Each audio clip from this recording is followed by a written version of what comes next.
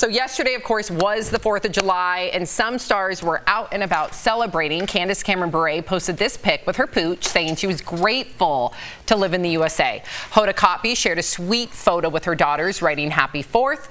But some stars weren't as patriotic in light of the recent Supreme Court's decision to overturn abortion rights. So Kim Kardashian wrote this message on Instagram.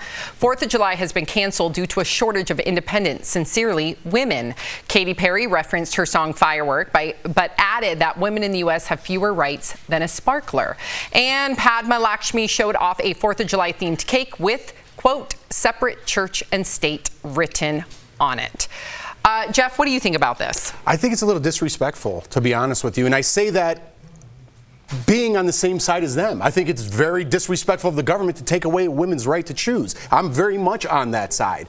But there's a double standard here, okay? You're allowed to say whatever you want on your side, but if I'm saying that you're disrespecting America by saying that because my father fought in the war, my family fought in the war, I celebrated yesterday with my neighbor who fought in the war for our rights to have that freedom of our own opinion.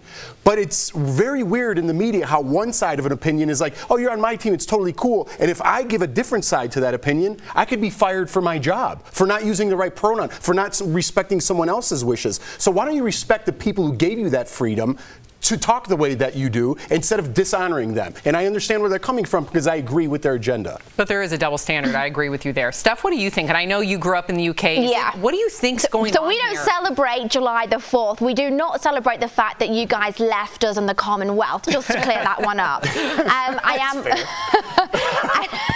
And I've got to say this, I am an immigrant in the country. I don't have any right to vote or anything like that, but I do greatly appreciate being here. America has been very good to me, and I absolutely love it here. I do consider it home, okay? So to be clear, but I don't agree with Jeff. This isn't Veterans Day. This is meant to be the birthday of America, the day that everyone gets to celebrate their rights, who they are, the lives that we live here, right? And those lives, okay, I understand people have lost their lives, but more people are going to lose their lives, Jeff, because of things that are currently happening, that are currently going through Congress, that people are having to suffer and live with every day in this country.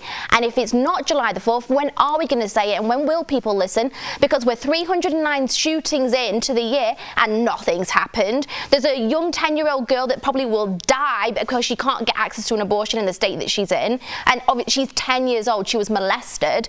So I mean, yes, happy birthday America, great job on leaving us, no offense you guys, but seriously, okay. I think they're well within their rights to speak their mind and say it, because I think it needs to be heard. You're right, they're well within their rights because we gave them that freedom. Not me, but the people before us, our forefathers gave them the freedom to voice their opinion. Go to Russia, go to China, go to Afghanistan, go to places that I've done. You're right, we're not. We're not. So appreciate the country that you live in instead of disrespecting it for what we are not. Okay, so you're going to appreciate all the shootings that there are then, because I didn't say America's perfect, but it's better than any place around the world. We are the best country in the world, and to disrespect that, bite the hand that feeds you, is very disrespectful. I don't think it is. I think that, like you said, you're well within your right to say that. They are within their within their rights to speak their mind. It's not being disrespectful to the country. It's fighting for the freedom that they are celebrating on July the 4th for. If they don't do that, then what's going to happen? We're going to continue to go backwards another 50 years. To disrespect my boss on air and to disrespect the people that work here is disrespecting my livelihood, what I do. I should be fired for that. I shouldn't be here. To disrespect the country that you live in and the privileges that you have here. It's not a perfect country. I disagree with half the things that go on here. I agree with the thing that they're protesting, actually. It's not a perfect country, but travel around the world. See how poor people are. See the rights that they don't have, that we have in this country. And to disrespect the people who fought for those rights and die for those rights. I actually think you're both right. I think so too. I think you're both right. I agree with everything Jeff's saying, but also I think it's hard. It's duality of thought. You can't be complacent. And yeah, like yesterday I felt off celebrating being a very patriotic person, also with people that fought in World War II and Vietnam. My dad did 2 tours in Vietnam and still deals with the repercussions of what he saw in Vietnam to this day for our freedoms. I totally agree with you.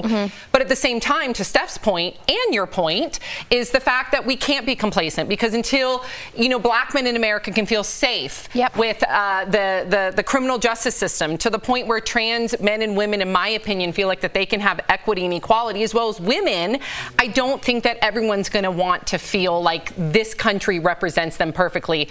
But yes, we are very lucky to be here. Absolutely. Very. And just really quickly, I said. No, I want to hear your side. I want to hear your side because I didn't let you talk. But yes, because you have a different America. I have a different America right? Like we all kind of do. And I think that's the cool thing about it. When you travel around the world, like Jeff, you've done a lot more than me, but you see a lot of countries are very homogenous. Like here, when you're at a restaurant, there's everybody in there. It's depending on what city you're in. And there's a beauty to that. That there's something special about our culture, and there's something terrible about some of the laws that we have in this culture. And that's the difficult thing, and the thing that I'm always fighting hour by hour to unpack and also stay present in the moment. Like I'm with my kids, I'm looking at young black kids, eating on the 4th of July, trying to explain the holiday to them, trying to explain that we have a lot going on, but also at the same time remembering I'm having a good time with my kids. And I think a lot of people, you're online all the time, you're arguing, you're rightfully protesting, you're wrongfully protesting, whatever you're doing, and you're like, hey, when's the last time I hugged my son?